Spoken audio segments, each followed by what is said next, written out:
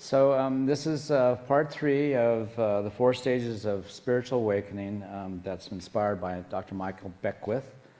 And I'm going to be focused on ownership, talking about ownership and how that ownership and empowerment are really a package deal, that if we're going to evolve out of any sense of victimhood, we have to own what we're having as a part of our life experience, because when we own what we're having, we have the capacity to use what is happening in our life. And it's that capacity to be present to what we're having as if it's for us that enables us to transform what we're having.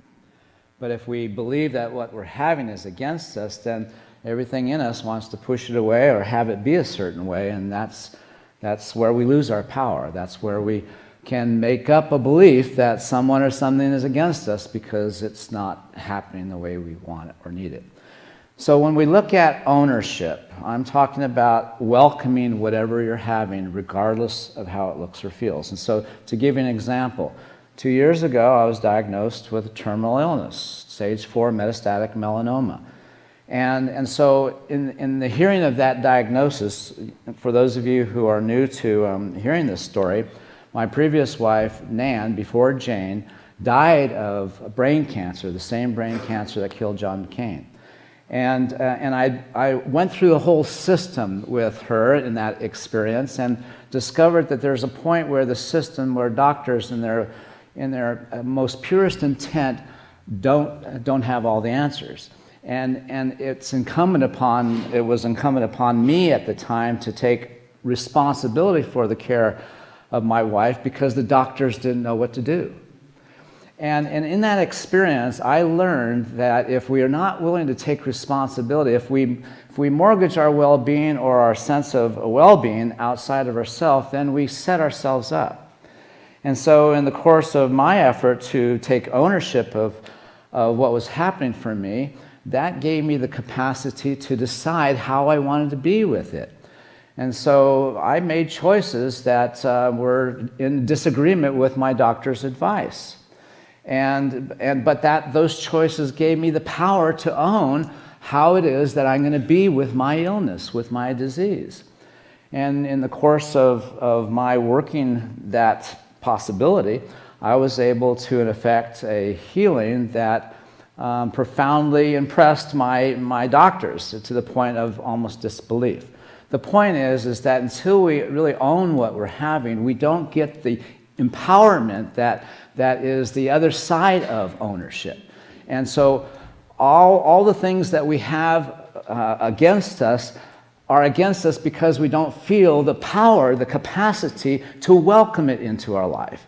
And because we're conditioned to push away what looks or feels against us, then we use what we're having as evidence as to why our life is the way it is, as opposed to seeing what we're having as simply a mirror of where we are within ourselves and with respect to how we're being with what's happening.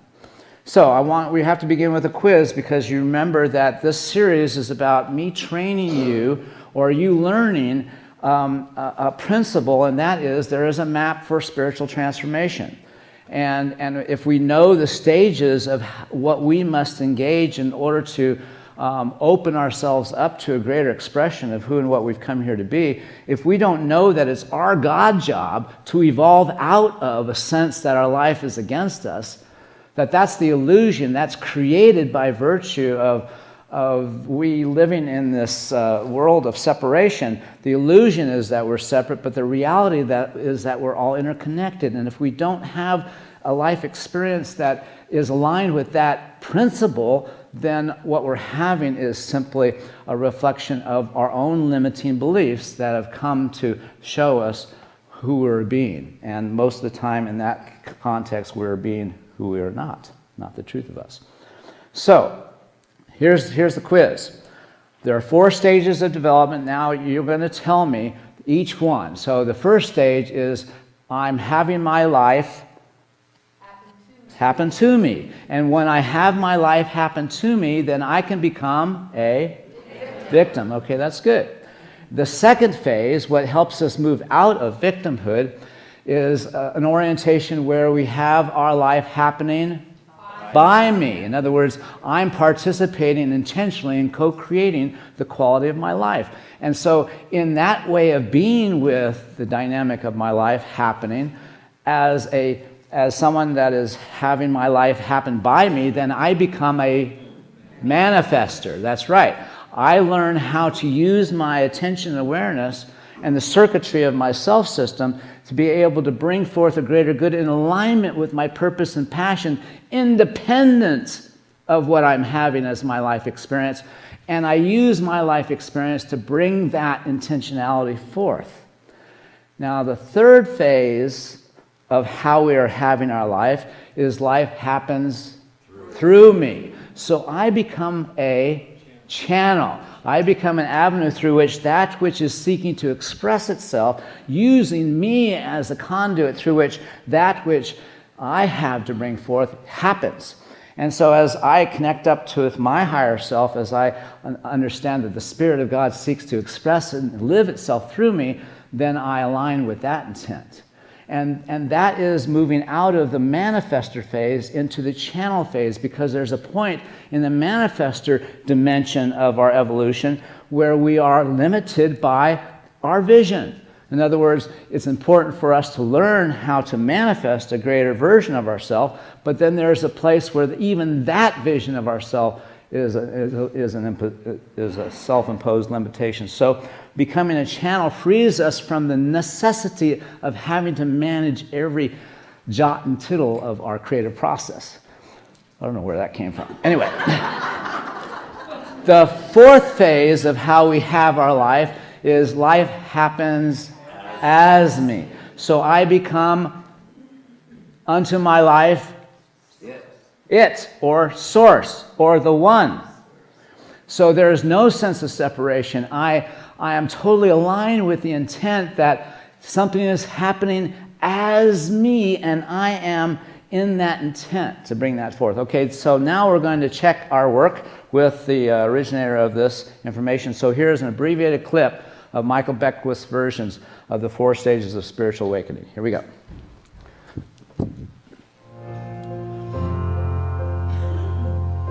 Many years ago, I came up with a model of stages of spiritual growth, development, and unfoldment, that we could have a wonderful conversation about what that looks like. What came to me, through me at that time, was the 4 stages: to me, by me, through me, and as me. The first stage, something happening to me, I'm a victim. I live believing that something outside of me determines my destiny, my happiness, my success, my well-being. Stage 2, by me, is the stage in which we learn to manifest. We actually use our mind, our conversation, spiritual practices, and we begin to use spiritual principles to manifest the kind of life that we can imagine. It's the manifester stage. Stage 3, through me. It means I've done such rich work in stage 2 that I have an inner subjective belief that life is for me, that the universe is progressive, that something wonderful is always trying to happen. And I learn to yield to it, to surrender to it, to give over to it. This is the stage in which you go into the zone at times. You have a peak experience. Something is operating through you. And then stage 4 is as me. The line of separation is dissolved, and I feel my oneness with all of life with no filter. Stage 1 is victim. Stage 2 is manifester. Stage 3 is being a channel or a place. Stage 4, I'm it. No separation. These 4 stages, when you actually study the map, you actually read about it, you actually do the practice, it enhances and expedites your spiritual growth, development, and unfoldment, because now you know why as well as what. All right. So would it be interesting for you to know that Jesus actually taught this map? and that while it wasn't cast in the context of the 4 stages of spiritual awakening, he was trying to teach his disciples how to evolve and transform their life. And so think about it.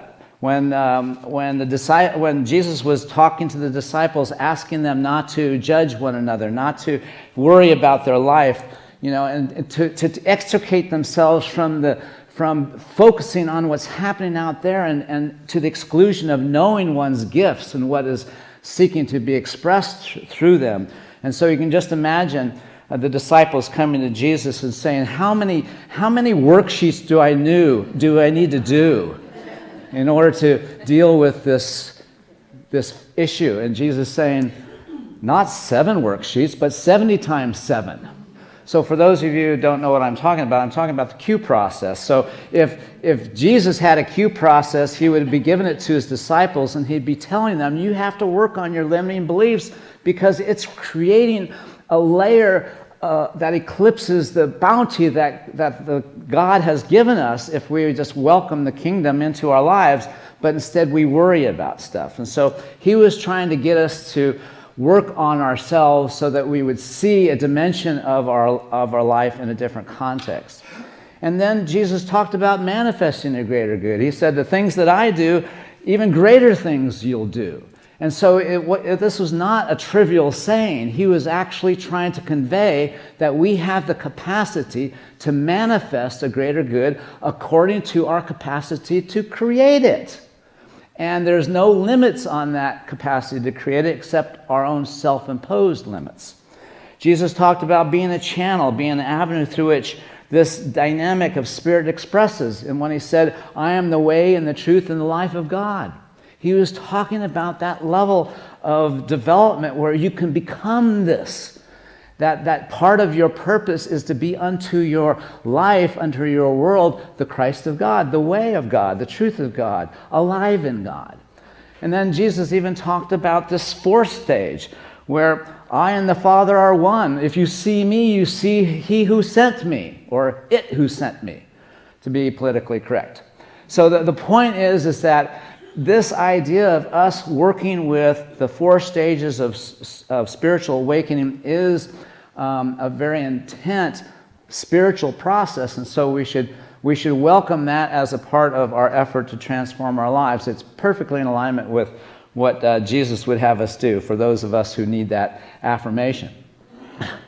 I've been also working with a diagram of a self system. I've been working with a way of mapping the circuitry that identifies the component parts of what our self is. The part of us that is conditioned to be whoever we are, however we are, is something that is conditioned and it becomes quite automatic. We don't have to think about how we're going to be with what's happening. All we need is what is happening, and then we just be it according to how what is happening has conditioned us. And that's not the way it should work. We should decide how we're going to be with whatever we're having, independent of what it is, because that's where the power is.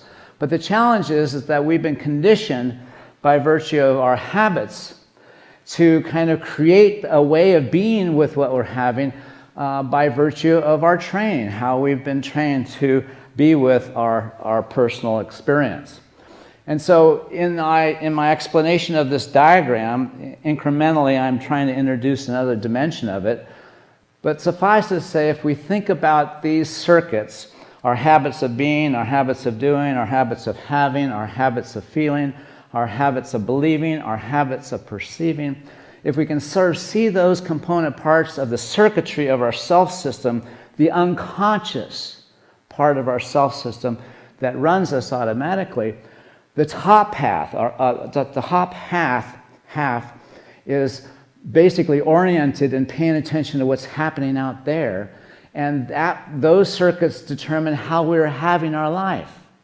And the bottom circuits are the rationale, the why we are having it the way it is. And I'll explain more detail on that as we go. And we're going to revisit this a lot. But the point is that if you can think of, if I'm having my life as if it's against me, then I'm going to have a story that supports that. Does that make sense to you? And so if I have a story that my life is against me, then I'm going to create the habits of being that make sense of that story. In other words, I'm right. Okay, and it is our rightness or our righteousness that is the problem. That is the first layer of difficulty for us moving out of victimhood. Moving out of this sense that this out there is my reality. And so we have to be able to understand the circuitry that generates our personal reality if we're to evolve out of it. And so as we look at the evolutionary process, moving out of victimhood necessitates our learning how to manifest or transform what we're having into something that becomes for us. So in other words, we don't get to have a different outer experience. We have to take the very same experience and make it for us. Where the circuitry beforehand made it against us, we have to use our same circuitry to make the very same situation as if it's for us, because it is. And when you arrive at this next level, it's all for you. There is nothing that you cannot use that can be transformed into something that is for you and for the betterment of our human family. So part of the challenge is in learning how to manifest, in other words, learning how to work the circuits that control how our self is showing up, how it is being with what we're having. In order to recondition that circuitry, we have to apply the principles of manifesting a greater good on the very situations where we have labeled, this is where I'm a victim. This is where it's not happening for me. It's in those very areas that we actually have to demonstrate our capacity to be bigger than what we're having. And in that effort, we demonstrate that this very situation was actually for us all along.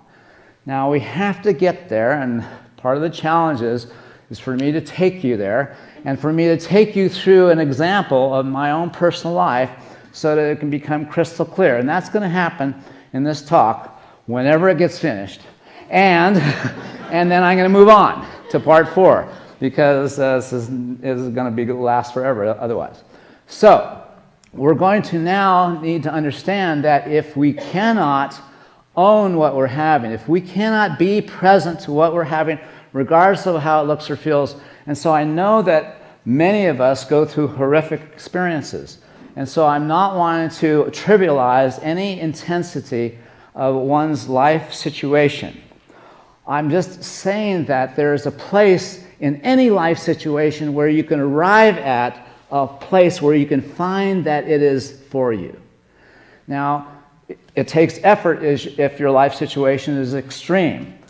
And I mentioned last time, there's this extreme for being on the cross, and then there's the extreme of our own self-judgment.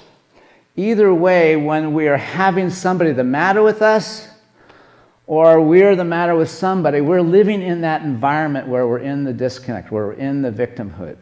And so whether or not we have to own illness or own a divorce or own a life situation that has us kind of pinned up against our own sense of well-being and worth, we have to welcome it if we are to get to the next place of being able to use it. Because if we can't own it, we can't use it, right? If I didn't own my cancer, I couldn't use my cancer to heal myself. And what if our disease is there to heal ourselves? And so we have to be able to really understand that we are never given anything that is bigger than the Spirit of God that possesses the intent to bring us forward into our life experience in such a way as that we triumph.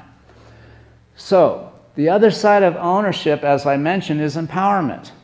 And they go hand in hand. So when my oncologist told me that he never in his entire career ever seen a remission happen in 60 days, when normally it takes years to really decide whether or not you're going to get over this, to have my oncologist to say that you did something that I've never seen done before, I was empowered.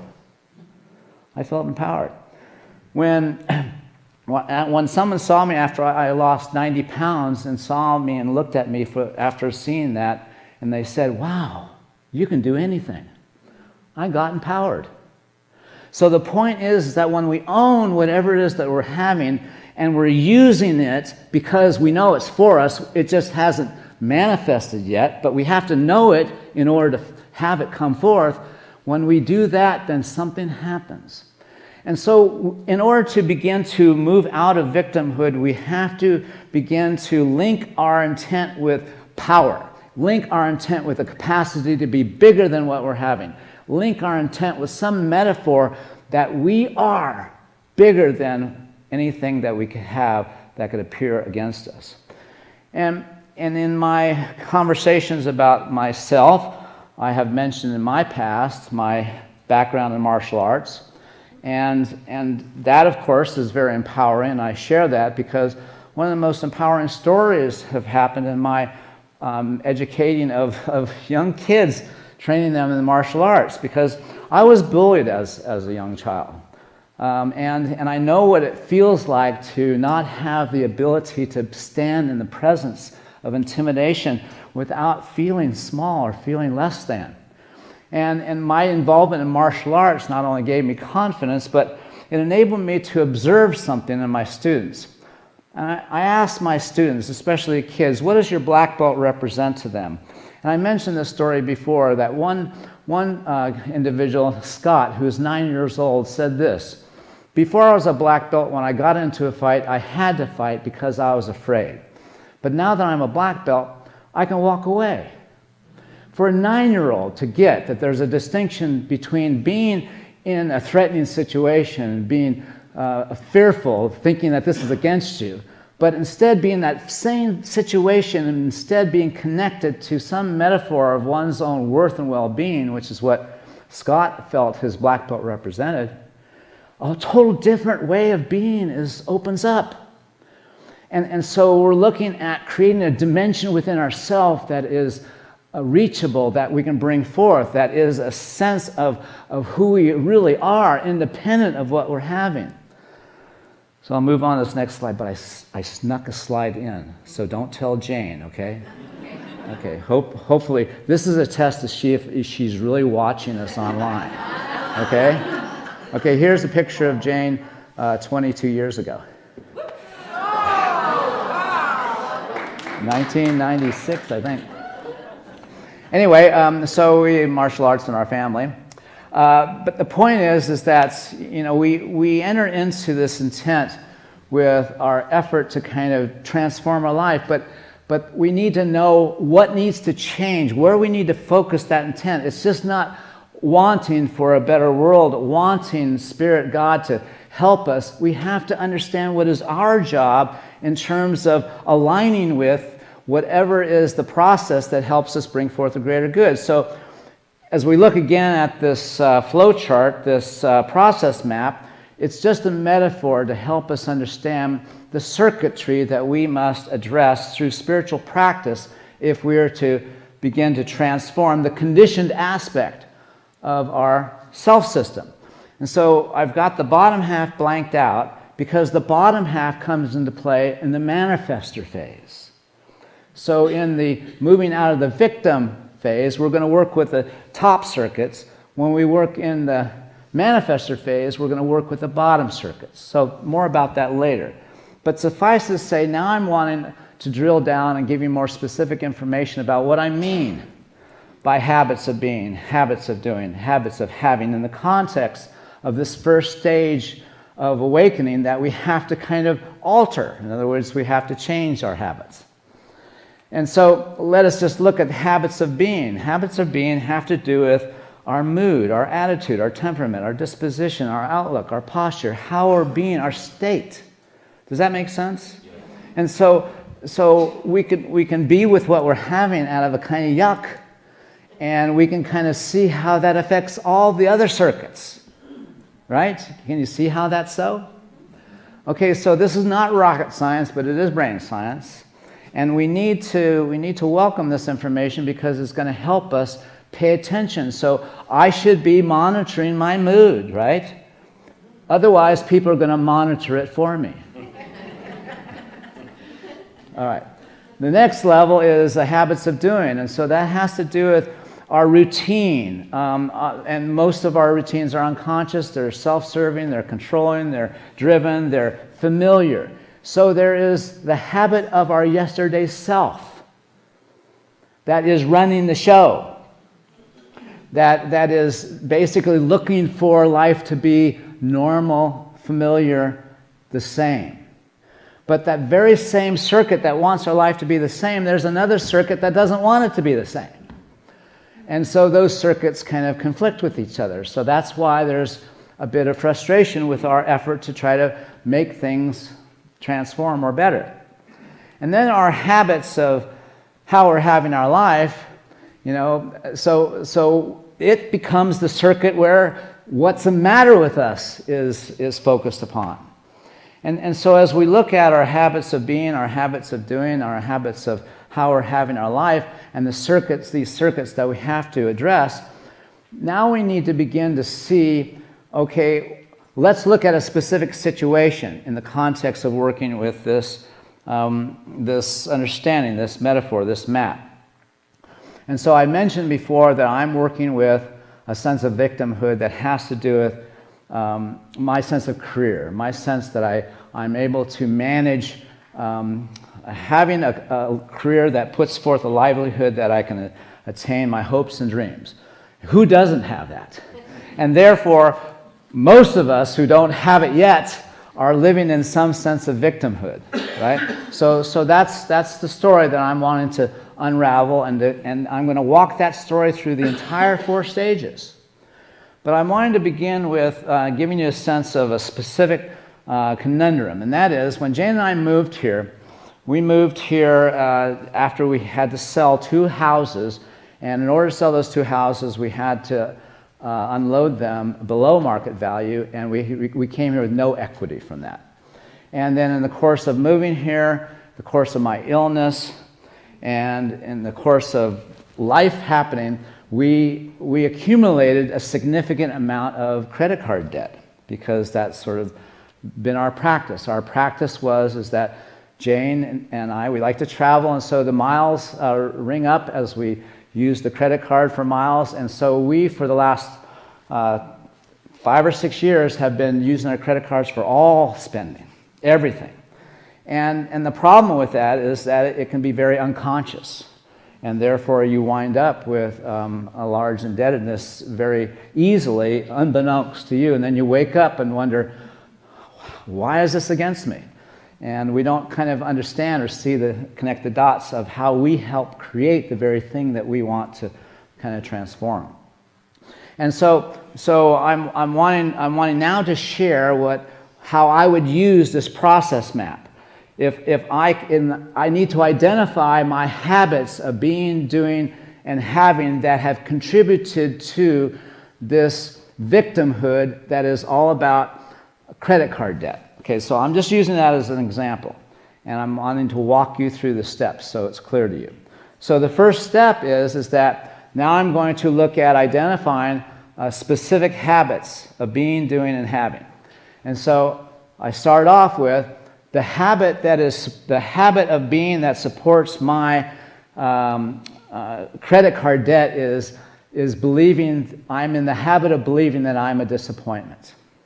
I know that doesn't make sense to you, but suffice to say that when you are in a relationship to your life where you have a need to have sufficient income to be able to manage your life, and that's not happening, that disappoints you.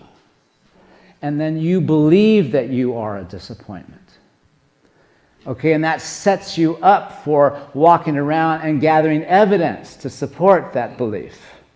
Okay, so I'm just talking about the conundrum. The next thing is I have to identify my habit of doing. And so I'm in the habit of unconscious spending, using credit cards. And then finally, I identify the habit of having. My habit of having not enough money. And so I'm in the habit of having not enough money.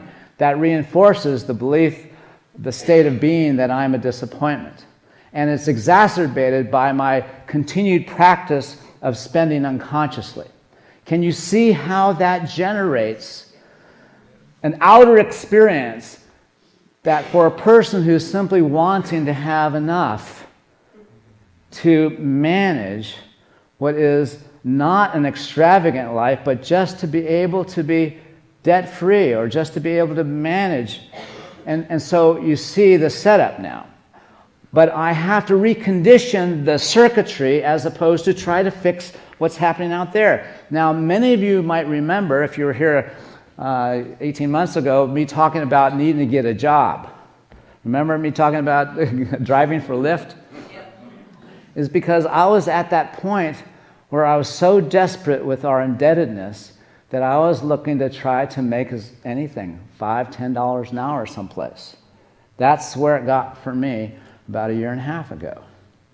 Okay, and so it's changed. The whole thing's changed, and so I'm talking about something that's, it has some history to it, but I'm going to walk you through it so that you can see all the steps. And that's why I'm going to take my time, because this is going to turn into a video series where it's going to be a useful tool, because you'll see that it's very effective. So let me go to the next step.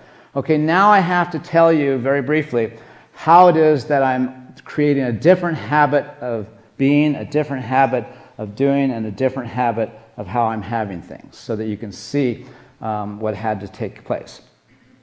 All right, so the first habit that I have to begin, and this is kind of a general rule, that you have to be in the habit with whatever you're having that you want to transform. So if you're having some sense of victimhood and you have the situation right there, you have to get to a place where you welcome it. You have to get to a place where you own it. And and energetically that has to be true, because you just can't think, oh yeah, I can accept this, I can surrender to it. No, your whole body has to welcome it. Because if your body doesn't do it, it's in conflict with the circuits. The body is the litmus test. The body circuits are the chemistry in your body. The second step is that I need to make conscious what I do. So if it's spending, I need to make conscious my spending. So there's a number of ways I can make conscious of my unconscious spending. One is to track it. In other words, to write down everything that I'm going to spend my money on, look at that, and then feel bad later, and then, be better at it. Or what Jane and I chose to move from credit cards to all cash. So here's the thing, we didn't know if we could afford to be here. And part of it is we didn't know if what we made was enough. Because of our unconscious spending, we had no clue. And so the other part of it is in the habits of having, you have to be able to have this situation as your abundance. And so I had to have this situation where I didn't know we were going to make it. I had to welcome it because it was a portal to our abundance. I had to start with that premise. There was no part of me that believed that yet. I had to start with the premise that what I have is my abundance. Now I have to prove it. I have to prove it by doing these different habits. And so the first thing that we decided to do is we're going to be grateful for this that we have, and that is to prove that what we have is enough. So we're grateful for that. The second thing is that we're grateful for the amount of cash that we have. And then as we began this practice, we discovered a very interesting thing.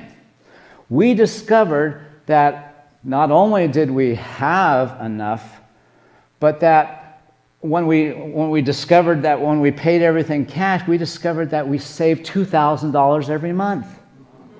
We discovered a $2,000 excess in our unconscious spending that had accrued. Thank you. I have a speech impeachment today. So it had accrued, and then part of our not enough is that, look at all this debt, but who's responsible for it? It's so we have to own it because we created it. So you might find it difficult to own what you don't believe that you created. But if you can see how you helped create it, then it's easier to own it. And so here's the thing. Once we discovered not only was there a $2,000 excess, but we discovered that what we were given, what we have, was enough. We didn't know that. And so the whole sense of our not enough, our indebtedness, was an illusion. The reality is that what we were having, what we were taking in was sufficient, was more than enough, but we were making it insufficient through our unconscious spending. Okay, so that's an aha. So what that helps me realize is that, well, wait a minute, the first level of me stepping out of my victimhood is to own, first of all, my journey. The second thing is to be able to understand that my first step of manifesting a greater good is to use the very thing that I'm naming is why I'm a victim and use it as if it's for me. And so these changes, these little changes, tweaks, created a whole new shift energetically with respect to how Jane and I were in our financial state of being. So we discovered not only do we have enough, but we discovered that what we have was sufficient, and that gave us a sense of empowerment. That we now can know that we don't have to increase our debt and therefore exacerbate our sense of not enough, but we have actually the power to manage our indebtedness now with different behaviors that apply best practices to reducing in debt, so to speak. So that's just a small part of the story I have to tell. Because what I'm wanting to do next time we meet, as I'm wanting to talk now about how we engage the circuits that are in the lower part, are our habits of how we're feeling, how we're believing, and how we're perceiving, how we're making meaning. Those circuits are important to understand as we look at manifesting a greater good. And so first we look at manifesting a greater good in the context of where we are being a victim, and then we take those same principles and begin to manifest a greater good in the context of our purpose and passion. And that becomes the next dimension of our awakening process. So that's all I have to share. Oh, wait. Last thing. If you're in spirit groups, here's your assignment. Question 1, first identify your habits of being, doing, and having that you would like to transform. And so this is for all of you who want to begin to use the self-system, the circuitry, and begin to work with this process. Just do this exercise. And then number 2, what new habit of being, doing, and having do you need to practice in order to demonstrate ownership? So you just look at your habits of being, doing, and having. What different habits do you need to begin to practice in order to take ownership of what's happening? Because that's the first step. You have to own it in order to feel empowered. And then in what real way can you take authentic action to begin moving out of victimhood and into empowerment? So it's that authentic action. We have to do something in the presence of what we're having that demonstrates it is for us. All right, stay tuned for part 4. God bless you.